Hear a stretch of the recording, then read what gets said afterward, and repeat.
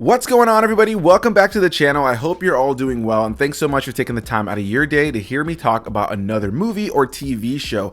And today I'm very excited because instead of sending me just the first few episodes early, the kind folks over at Disney sent me the first full season of Daredevil Born Again.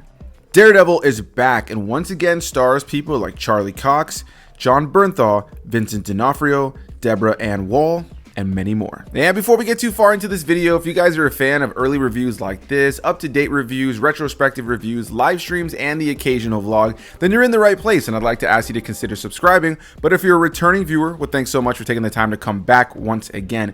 And today, I'm so excited to be talking about Daredevil Born Again, the newest installment into the Daredevil franchise that is kind of rebooting the franchise in a way and properly integrating itself into the MCU.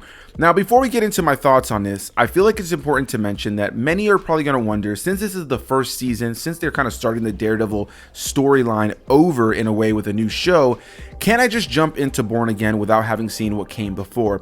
And quite frankly, I'd say no. I think this is a show that while it has its own story that it does kind of, introduce with some new characters in the mix, it very much relies on the fact that you've seen things before, that you know what's come before, that you know what the journey is for our main characters here, most notably Charlie Cox as Matt Murdock, aka Daredevil, as well as Wilson Fisk, played by Vincent D'Onofrio, aka the Kingpin. So yeah, this is a show that very much relies on the fact that you've seen what's come before. And for those who are maybe not familiar with what came before, there was an era on Netflix where they were releasing these Marvel TV shows.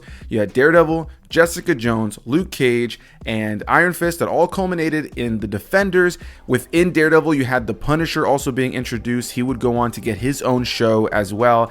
And these were all kind of within the MCU, making references to things like the Battle for New York in the first Avengers film. But these shows never really fully integrated into the MCU outside of just having some things that they mentioned here and there. And then they were eventually canceled, and there was a contractual obligation that Disney could not utilize these characters for I think 4 or 5 years or something like that.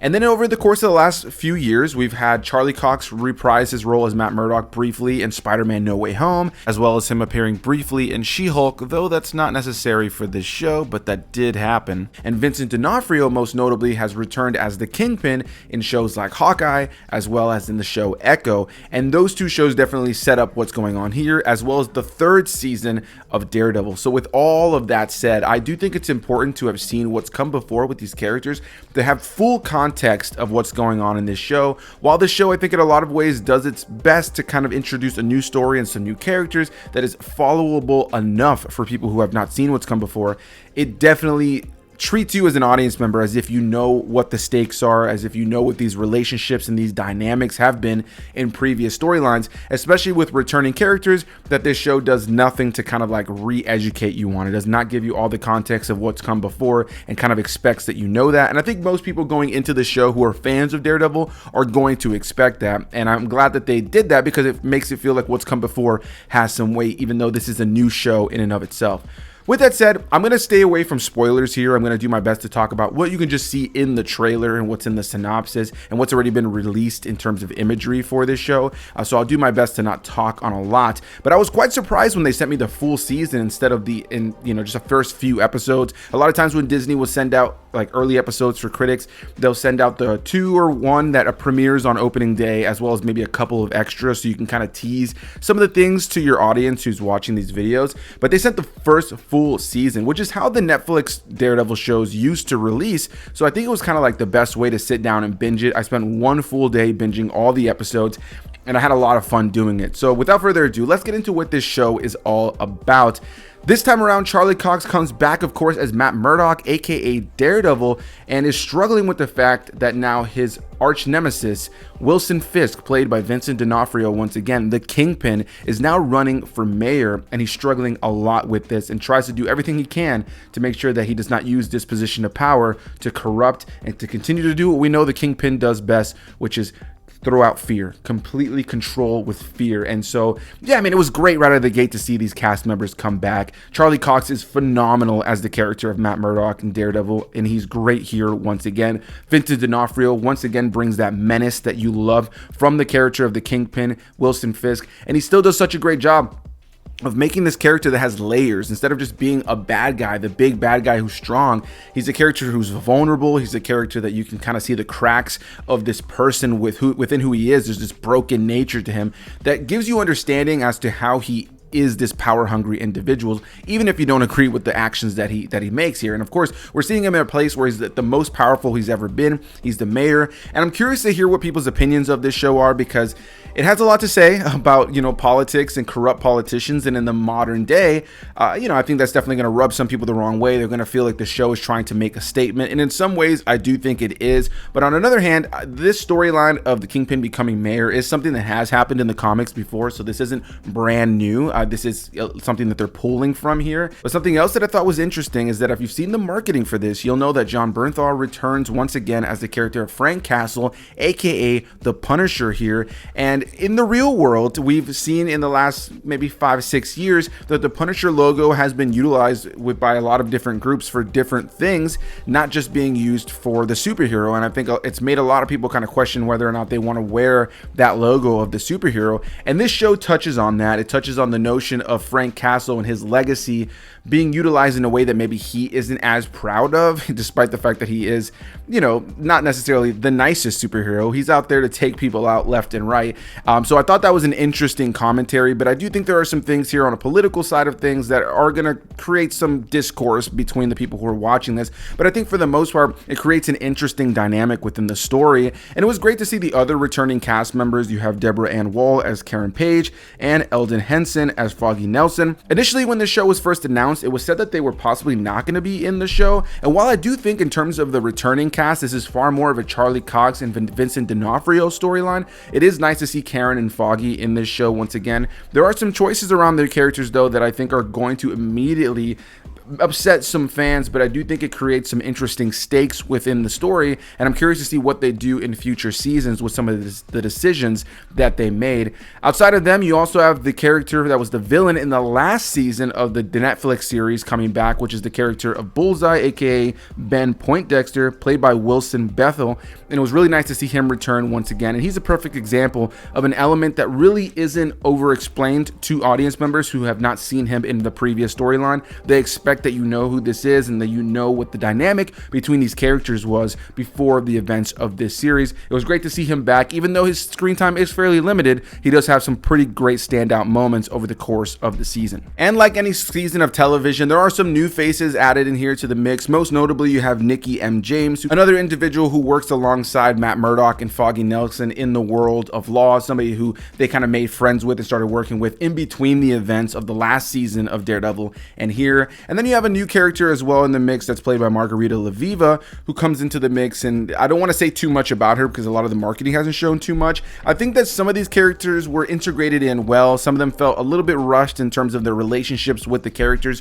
but I did enjoy them for the most part. I think they add an interesting dynamic. I wouldn't say they're my favorite supporting characters in the history of the Daredevil franchise, but for the most part, I found them to be entertaining enough. Now, if you've seen the marketing though, you'll know that there's two key masked individuals from the comics that are in this show this time around. You have White Tiger, who I thought was an interesting dynamic in the show and a character that I've always enjoyed in the comics. There are various iterations of the character, so I enjoyed seeing that we were going to get White Tiger here in the show, as well as a villain known as Muse, who is a serial killer who uses the blood of his victims to paint various murals around New York City. And so when I saw that they were going to be in the show based on the trailers, I was really excited. I thought those were two characters that I was excited to see come from the pages to the screen. What I'll say about them though is that I think that they serve a purpose in terms of pushing the story forward. They definitely complicate things for the character of Matt Murdock and the individuals around them over the course of the show. But I was a little bit disappointed with both White Tiger and Muse. I think that while they are interesting in the show, I think that their costumes look cool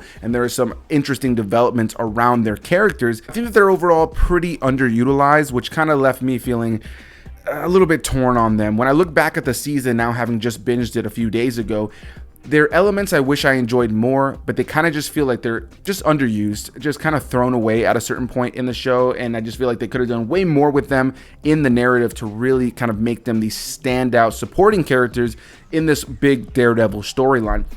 Now, I think something that people are going to be curious about is the tone, because this is the first thing coming out on Disney Plus that has to do with Daredevil. It's a new season of a new show titled Daredevil Born Again. So is it going to be MCU-ified? Does it have that Disney-esque element to it that, people were worried about? And I'm happy to say that outside of the fact that the show definitely has a little bit of a brighter tone and a brighter look to it on a cinematography level, the show for the most part still retains its R rating, very much leaning into the heavy language, the violence, the badass action, and the subject matter in general. It does not steer away from darker themes and darker storylines. This is by no means a Daredevil show for younger audiences. This is something that's definitely for a more mature audience, like the previous Daredevil show. So if you were going into this worrying if they were going to dumb it down, I'm happy to say they did not. And there's even a kill at the very end of the show in the final season that's like almost horror level gore that was like pretty good, like a good practical effect that I was actually quite surprised by, to know that this is coming out under Marvel Studios. This is coming out on Disney Plus, and I would say it's easily the most R-rated of the Disney Plus series that they've released in the Marvel universe. And I would argue in general that this is probably one of my favorite Marvel shows on Disney Plus. Some people might say that's not really a high bar to cross, but I do think that this is definitely a step up in a lot of directions. I think that in a lot of ways this takes the identity and the elements that people loved about the original Daredevil series and continues it on here. It does have a little bit of a brighter tone though. There are some elements about it that definitely feel MCU-esque, especially in scenes where you have like Daredevil whipping around with his whip. There's definitely a bit of a Spider-Man feeling a little bit more comic book accurate than maybe the more grounded approach that the Netflix series had. But for the most part, I think that this show does a good job of really balancing a new tone that they're trying to make it feel like the MCU, while still very much honoring what's come before in terms of that darker, more adult tone that the original series had. And I think that was something that made me very happy. Overall, what I could say about Daredevil Born Again is that it's certainly worth your time. If you're a longtime fan of Daredevil, I think there's going to be more that you enjoy in this season than not. I don't know if it's my favorite season of Daredevil, but I think it's great to be back in this world with these actors, playing these roles, and playing in the world of the MCU. One thing that I was curious about with them sending the full season was, are there going to be like big cameos or spoilers? I will say this, if you've seen the trailers, you'll know who's in the show. For the most part, this is a show that's far more about Vincent D'Onofrio and Charlie Cox of the returning characters, though the other characters do have their time here. John Bernthal has some badass moments as the Punisher throughout the course of the series as well. But outside of that, there's only one cameo in the show from another MCU character. And I'll tell you right now, it's not even a big hero. It's a side character within one of the hero storylines. I won't spoil it here, but I will say it's one of those cameos that may have some people shocked to think, really, that's the character you chose to have as a cameo in a Daredevil story? I can understand that feeling for a lot of people. I think for the most part, they did a good job of making it a fun little cameo where it feels light and it doesn't feel like it needs to feel super integrated in what's come before. But undeniably, I was a little bit shocked by the choice of who they choose to have as the MCU cameo in here.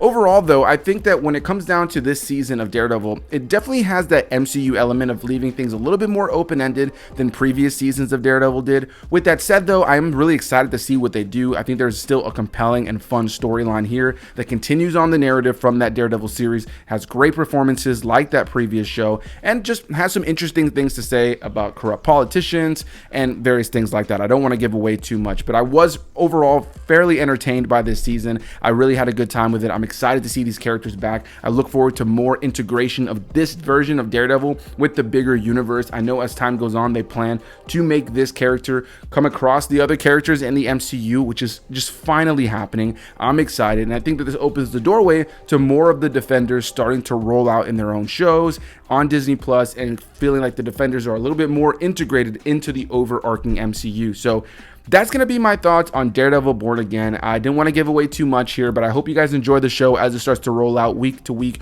with new episodes. Let me know what you guys are most excited about with this show. Are you planning on checking it out? What is your favorite season of Daredevil? Whatever the case may be, leave any and all comments down below, and I'll see you beautiful people in the next one. Bye-bye.